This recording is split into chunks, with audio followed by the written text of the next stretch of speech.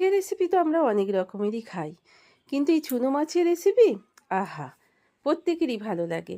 তো আজকের রেসিপি হবে বেগুন দিয়ে আলু দিয়ে মৌরলা মাছের ঝাল রান্না।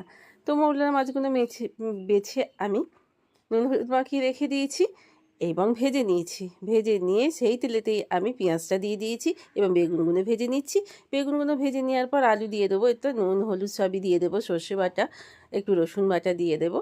তারপরে আর তার সঙ্গে আমি কাঁচা লঙ্কা কিছু দিয়ে দেবো। তো নুনটা আমি এখনই দিচ্ছি, আমি বলেছি আগে। তো তারপরে আমি দিয়ে দেবো হলুদ, দিয়ে ভালো করে আমি কষিয়ে নেব।